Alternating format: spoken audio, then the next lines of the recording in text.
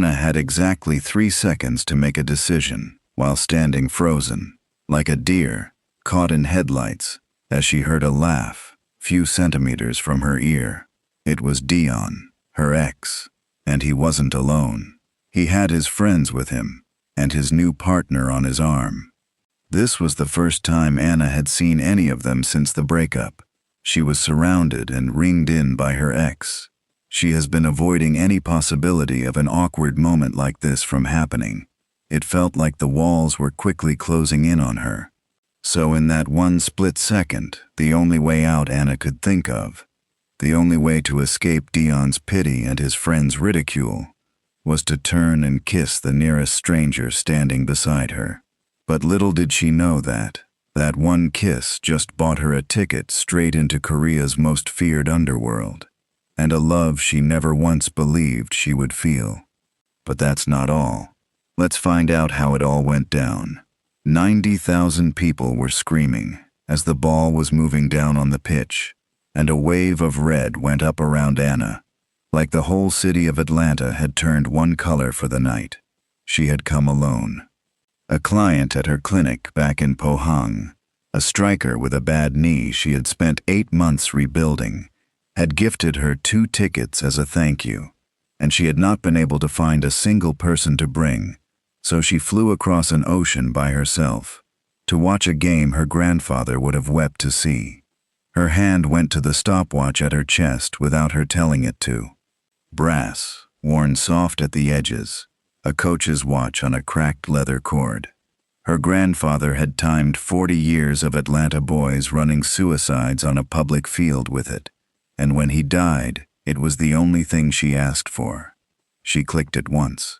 A small, private habit, the sound swallowed by the crowd. It steadied her the way a heartbeat steadies you. Then she heard the laugh. She would have known it anywhere.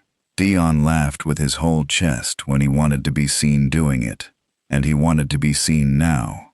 4 seats down her row, a lanyard around his neck that said agent in letters big enough to read from the pitch. He had a woman on his arm in a jersey that still had the fold lines in it, and 2 friends Anna half recognized from the worst year of her life, and he was already looking at her the way you look at a stain you thought you had gotten out of a shirt. "Anna?" he said, loud, delighted, cruel. "No way. Anna Boone. All the way out here by yourself?" By yourself. He put a little weight on it, just enough, and his friends caught it and smiled, and the new woman looked Anna up and down and decided in half a second that she did not need to worry about her. The stadium roar dropped as the play broke up, and into that pocket of quiet, Dion kept going. "You still doing the massage thing? The little clinic?" He said clinic like it was a lemonade stand. "That's cute. That's really cute." Something in Anna's face must have moved, because he grinned wider. He had always known where to press. He had spent 2 years learning exactly where, and he had never once used it to help her. The walls came in. The lights felt hot. She had this half a second where she saw the whole night unspool in front of her. The pity, the questions, the story he would tell them later about the girl who flew to a World Cup alone, and she could not do it. She would not sit there and be small for his entertainment one more time. So she turned to her left, where a man in a black coat was watching the pitch and minding nothing but his own business, and she made the worst and best decision of her life. She grabbed the front of his coat, went up on her toes, and kissed him.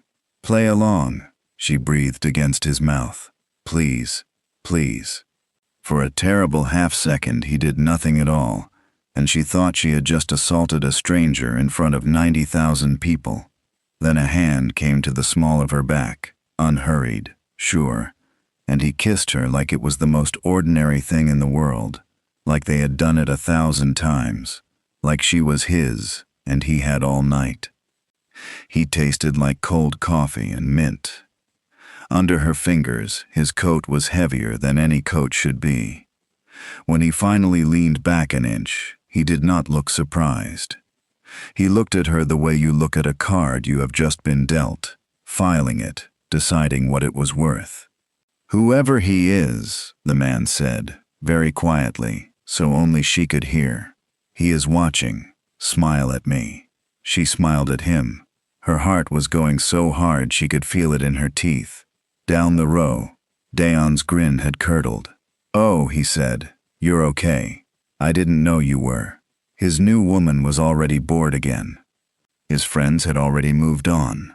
The moment Anna had been dreading, the moment that was going to cost her the whole night, had simply evaporated, because a man in a black coat had put his hand on her back and made her look like she belonged to someone. "Thank you," she whispered, stepping back, her whole body ringing. Up close she saw it, the edge of something red, tucked under the black lapel. A scarf, faded and old, a national team scarf that had clearly been washed 100 times.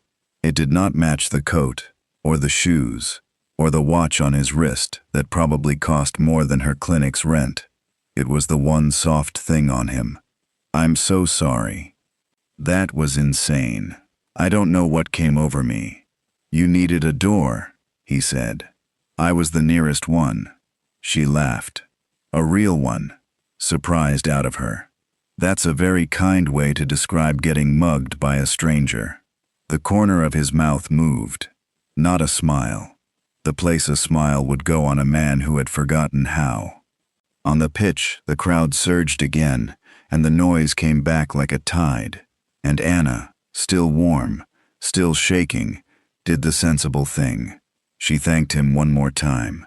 She did not ask his name, and she slipped down the aisle and out into the concourse to breathe, certain in her bones that she would never see the man in the black coat again for the rest of her life.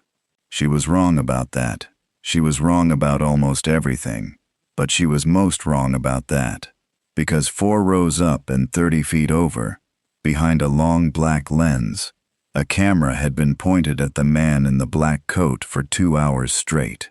It was not pointed at him because of the game. The man holding it had flown to Atlanta for one reason, and he had been beginning to think the trip was a waste, that the Undertaker of Pohang really was made of nothing but concrete, when a black woman in a red jersey had reached over and kissed him, and he had put his hand on her back like she mattered.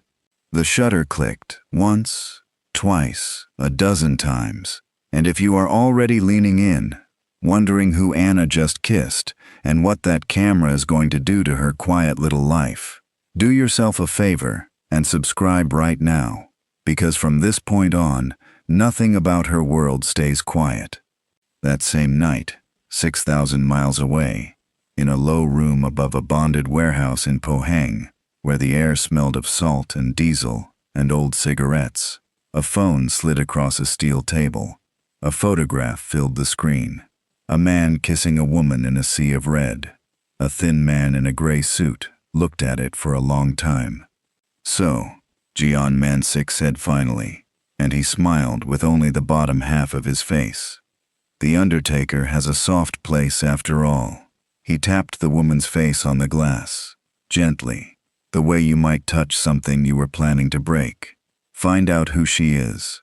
Find out where she sleeps." The man across from him nodded and left. Jaeon kept looking at the picture. 6 years he had waited for this.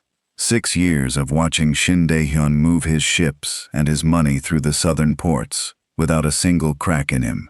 Without a wife, without a mother, without one living thing he could not afford to lose. And now here she was, a crack, in a red jersey, smiling. Anna flew home 2 days later with a sunburn and a fridge magnet, and absolutely no idea that her face was being passed around a room full of men who killed people. She landed in Busan, took the train up the coast to Pohang, and by the time the taxi turned onto her street, the whole trip already felt like something that had happened to someone braver than her. Her clinic sat on the ground floor of a narrow building 3 blocks from the fish market, wedged between a laundry and a shop that sold nothing but buttons. Recovery was painted on the glass in English and in Korean, and under it, smaller, Boon. It was hers. She had built it out of nothing. One athlete's blown hamstring at a time, and she loved it with a fierceness she was embarrassed by. "You are so tan," Yebin said the second Anna came through the door. Yebin ran the front desk and half of Anna's life. A small round woman, with a laugh you could hear from the market. "Did you meet anyone? A tall American? A soccer player? Tell me you met a soccer player." "I met my ex," Anna said, dropping her bag, "and his new girlfriend, and his entire personality." Yebin's face fell. "Dion was there? That little worm was there?" "He was there." "What did you do?" Anna opened her mouth to tell her. To tell her about the man in the black coat, and the red scarf, and the way her heart had not fully come back down for 2 days. Then a client came in with a shoulder that had been dislocated in a Sunday league match, and the afternoon swallowed the story whole, the way afternoons do, and Anna decided it was better as a thing she kept for herself. She clicked the stopwatch once, tucked it under her collar, and went to work. For 4 days her life was exactly what it had always been: necks and knees and lower backs, Yebin's terrible instant coffee, the fish market waking her at dawn. She did not notice the black car the first day, parked across the street with 2 men in it who never got out. She did not notice it the second day either. On the 3rd day she noticed it, and told herself it was nothing, because she was a woman who fixed torn muscles for a living, and things like that did not happen to women like her. On the 4th day, at closing, a different car came. Longer, quieter, so clean it threw the streetlight back at her. A young man in a dark jacket got out of the front and opened the rear door, and out of it stepped the man from the stadium. Anna's hand froze on the light switch. He looked wrong here, on her street, next to the button shop. In Atlanta, he had been one shadow among 90,000 people. Here, he took up all the air. He crossed to her door and stopped just outside it, hands loose at his sides, that red scarf gone now, only black. "Miss Boone," he said. He knew her name. Of course he knew her name. "May I come in?" It was not a question, and it terrified her that it was not a question. "How do you know my name?" she said. "How do you know where I work?" "I know a great deal about you," he said, "which is exactly the problem I have come to explain." He stepped inside without being asked, and the young man stayed by the car, watching the street both ways. "My name is Shin Dae-hyun. In this city, and in a number of others, that name means something.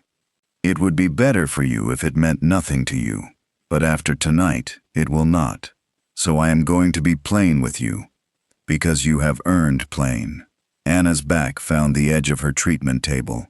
"I don't understand a word you're saying." "The kiss," he said. "In Atlanta, you did it to escape a small man." "I understand that. But we were photographed, Miss Boone, by an enemy of mine, a serious one. A man who has wanted a way to hurt me for a very long time, and could never find one, because I was careful never to give him one." His voice did not rise. That was the worst part, how level it stayed. "You gave him one. In 3 seconds. In a stadium. You gave him the only thing I have never had, which is something I would not want to lose." The room had gone very cold, or she had. "You're saying..." She stopped, clicked the watch, made herself finish. "You're saying I'm in danger, because I kissed you." "I am saying," Shin said, "that, as of this week, a number of men believe you belong to me, and in my world, Miss Boone, the fastest way to reach a man like me is through exactly that kind of belief." He set a card on her table. "No name, 1 phone number. Those men across the street are mine. They will stay. If you ever feel you are being followed by anyone else, you call that number, and you do not stop to be polite about it." Anna stared at the card, then at him, and something in her, some stubborn Atlanta thing her grandfather had put there, refused. "No," she said. "No, I don't know you. I kissed you by accident, And I said thank you, and that was supposed to be the end of it.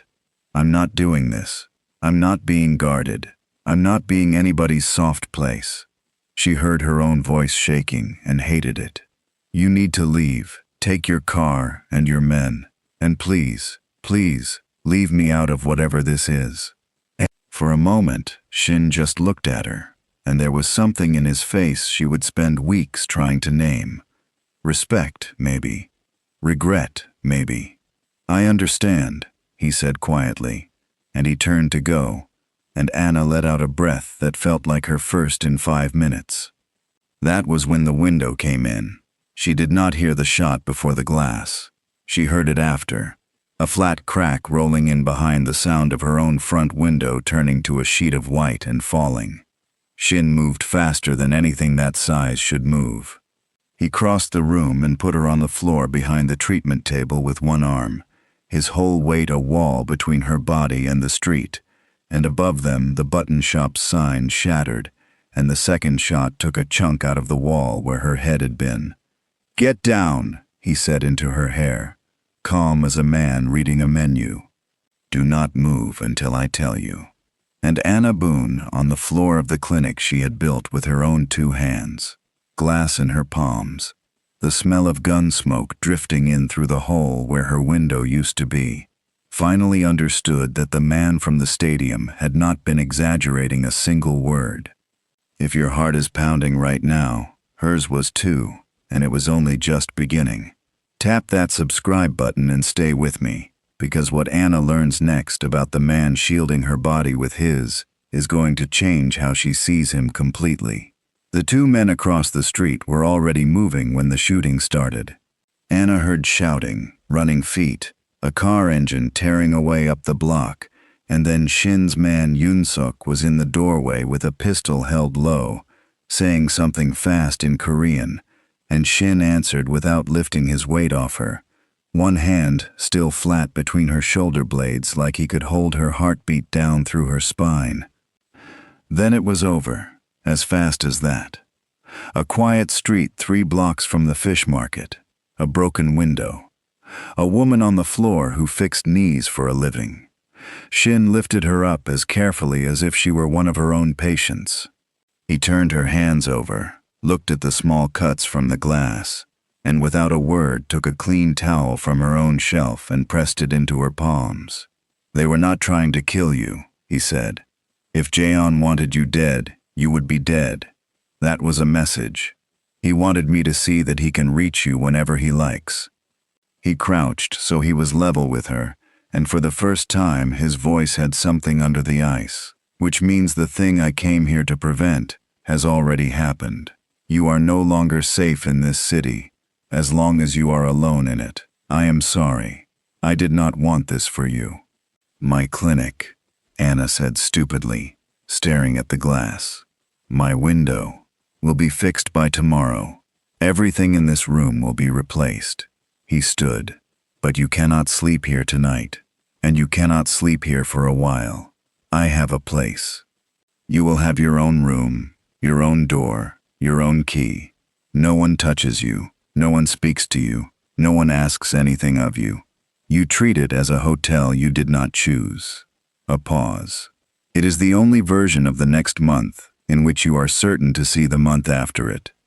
And Anna, who 4 days ago had been buying a fridge magnet in an airport, looked at the hole in her window, and the blood on her towel, and the man who had put his body between her and a bullet, without a flicker of hesitation, and she nodded, because there was nothing else left in the whole world to do.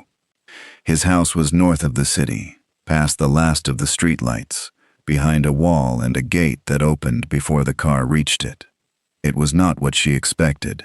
She had pictured marble and gold, and the kind of cold wealth that hums. Instead, it was low and dark and warm, wood and stone, a fire already lit, the smell of cedar.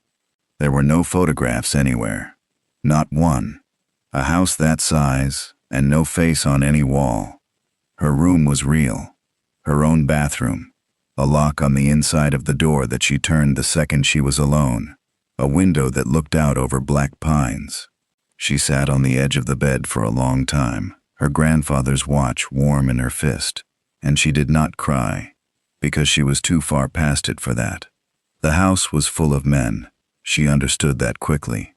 They came and went at all hours, quiet, watchful, and they treated her with a careful, distant courtesy that was somehow worse than rudeness. And they got hurt. That she understood. On the second day, when Yunsok knocked on her door with his forearm laid open to the bone, and said, in careful English, "Boss said, you fix people, please." She should have said no. She had every reason to say no. Instead, her hands took over, the way they always did, and she cleaned it and closed it and wrapped it. And Yunsok watched her the whole time with the astonished face of a man who was used to being sewn up by a drunk in a back room. After that, they came to her. A split brow, cracked ribs, a hand someone had broken on purpose. She never asked how. She learned not to ask how, and every wound she closed taught her, better than any speech could have, exactly what kind of house she was living in, and exactly what kind of work paid for the fire that kept her warm at night. She should have been more afraid of Shin than she was. That was the thing that frightened her most. He kept his distance, the way he had promised.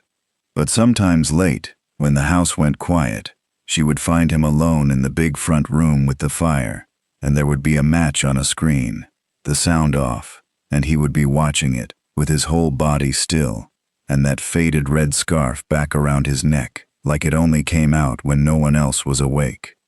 The third such night, she stopped in the doorway instead of passing it. "You keep the sound off," she said. He did not look away from the screen. "My grandmother could not hear," he said, after a moment.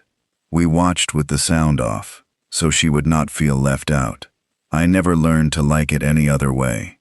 It was the most human thing she had heard him say. He glanced at the watch at her chest, the way he had in Atlanta.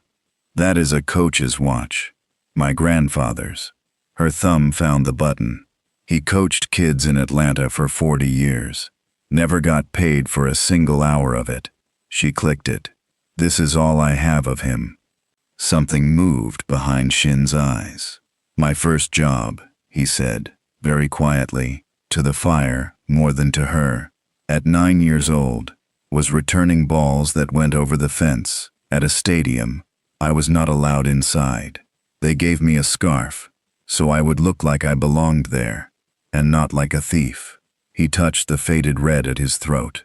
"It is the only clean money I ever earned. I have kept it for 30 years to remember that I earned it." They sat with that, the fire ticking. Two people who had built their whole hearts around one small object each, and Anna felt the ground move under her in a way that had nothing to do with fear, and she hated herself for it.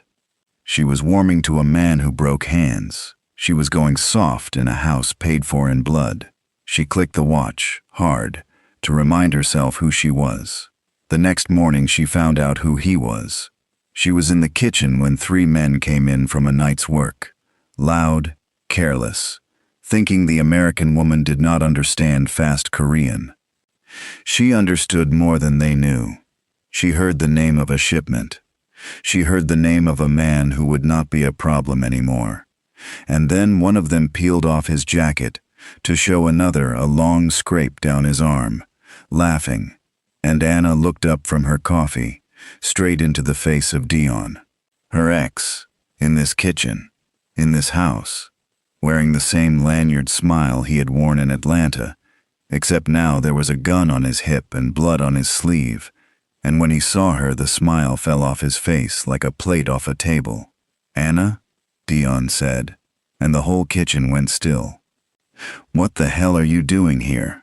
If your jaw just dropped, so did hers. And trust me, the reason Dion is standing in that kitchen is worse than anything Anna is imagining. Subscribe and keep watching, because the next part is where the whole thing turns. For a long, ringing second, nobody in the kitchen moved. Then Anna set her coffee down very slowly, because her hands had started to shake and she did not want them to see it. I could ask you the same thing, she said. Dion recovered fast. He always recovered fast. You know what?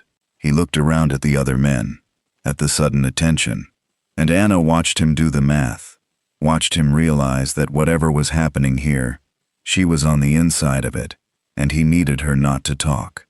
Anna, baby, can we talk? Outside, just for a second. Don't call me baby. Anna. He came toward her, and his hand closed on her arm, and it was the same grip she remembered, a little too tight, a grip that had always been about steering her. You do not know what you've walked into. These are not people you play games with. You need to leave, tonight, before who? Take your hand off her. The voice came from the doorway, and it did not need to be loud. Every man in the kitchen straightened. Dion let go of Anna's arm, as if it had turned to fire. Shin stood in the door in his black coat, no scarf now, and he was looking at Dion's hand on Anna's arm, with an expression that made two of his own men take a small step back. Boss, Dion started. I didn't know, I swear. I didn't know she was. I know exactly what you did not know, Shin said. He came into the room without hurry and put himself between Dion and Anna. A wall again, the way he had been on the floor of her clinic, except this time she could feel the difference. On the clinic floor he had been shielding a stranger. This was something else. Miss Boone, do you know this man? He's my ex, Anna said. Her voice came out flat and strange. He's the reason I kissed you in the first place. He's the one who was always laughing at me. Something happened in Shin's face then. Small and terrible, a single degree of temperature. Is he said, and then Anna's mind, which fixed things, which put things together, put this thing together, and the floor fell out of her stomach. Wait. She stepped back so she could see both their faces. You work for him, Deepan. You work for Shin. She turned to Shin. He was in Atlanta. He was at the same game. That's not. Her breath went thin. That's not a coincidence, is it? Tell me that's a coincidence. Shin was quiet for a moment too long. No, he said. It is not. He told her the rest in the front room, with the fire between them and Dion sent out under guard, and every word of it landed on her like a separate stone. Dion Marsh had not stumbled into the Pohang underworld.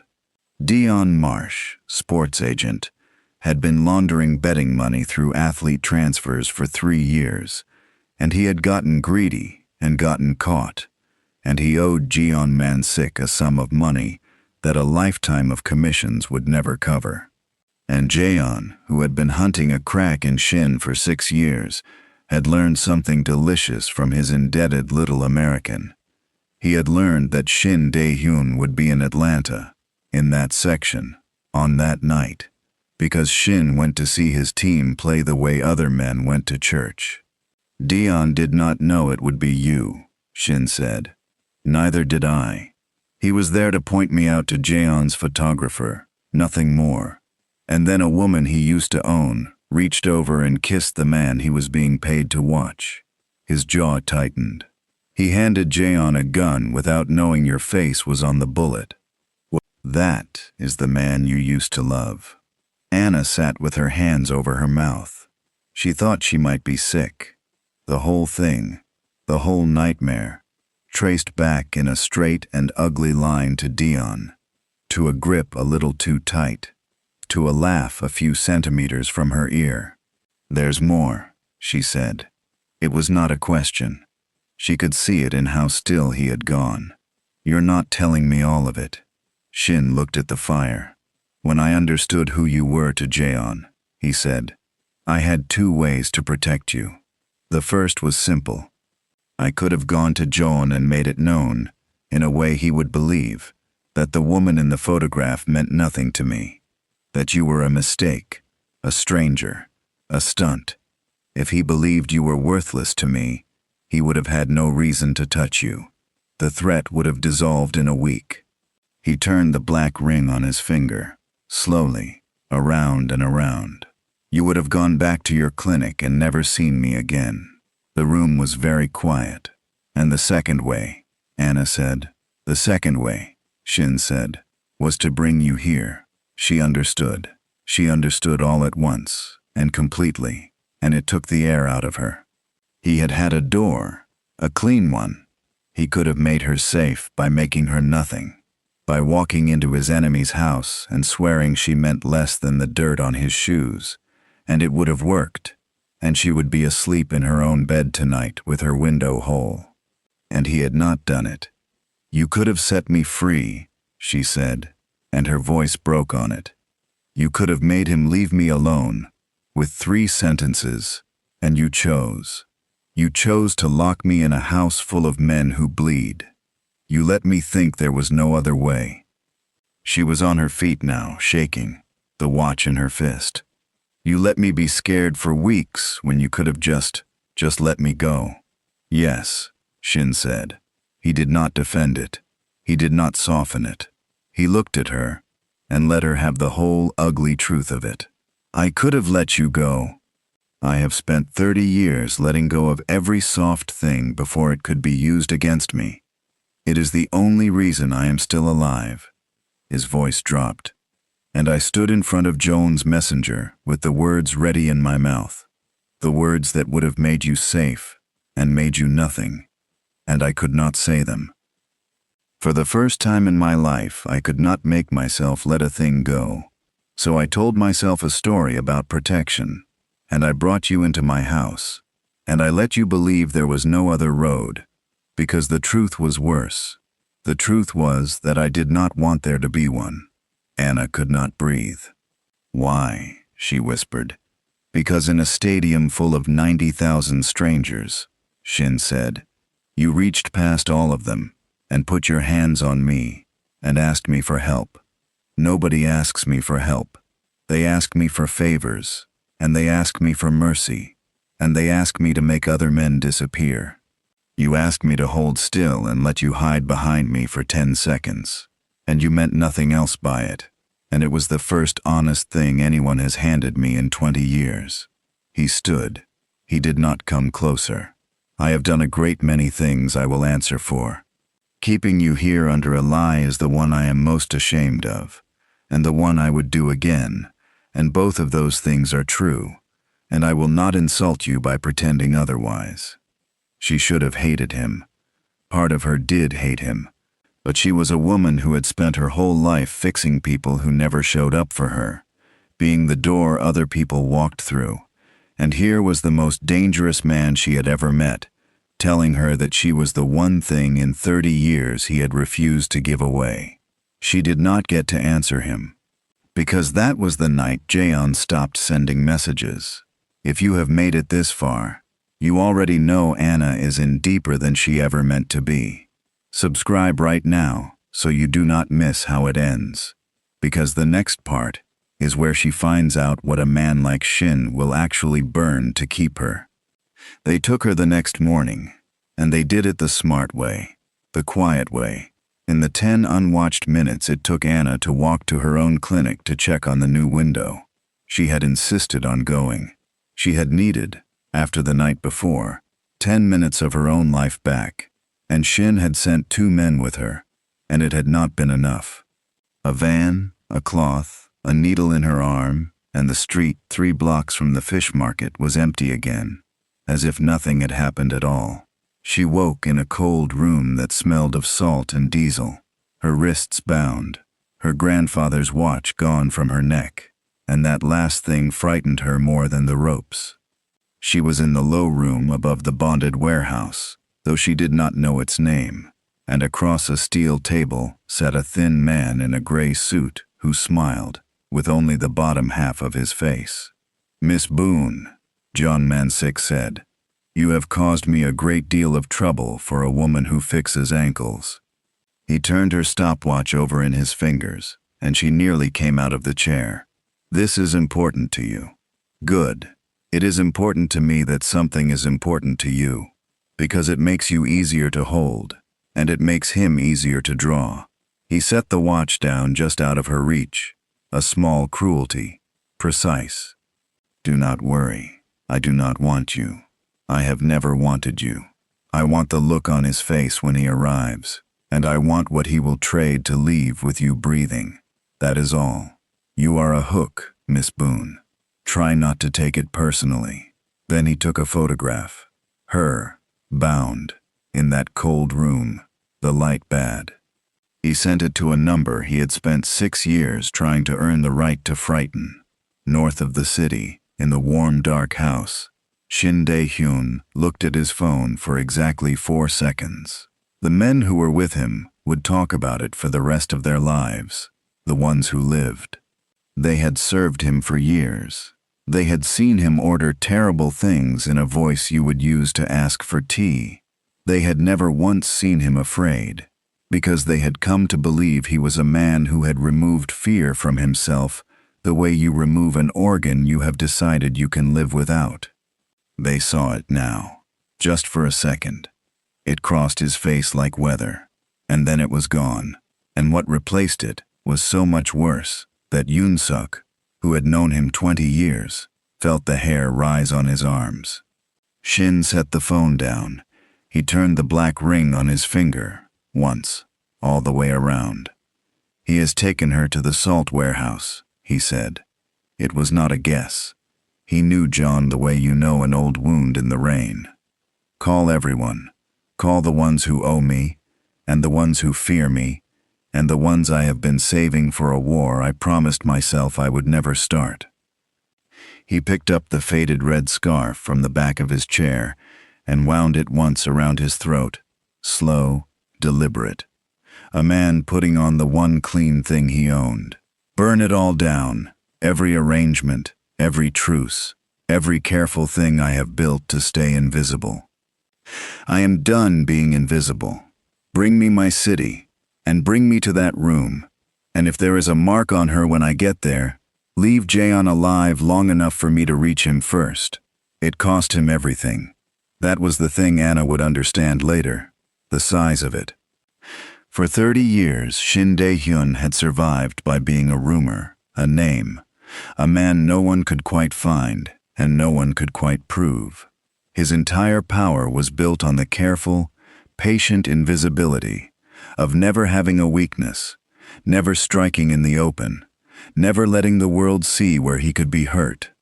And he spent all of it, all 30 years of it, in one night, to walk in the front door of his enemy's warehouse in the open, with his face uncovered and that ridiculous red scarf at his throat, because a woman he had known for 3 weeks was tied to a chair inside.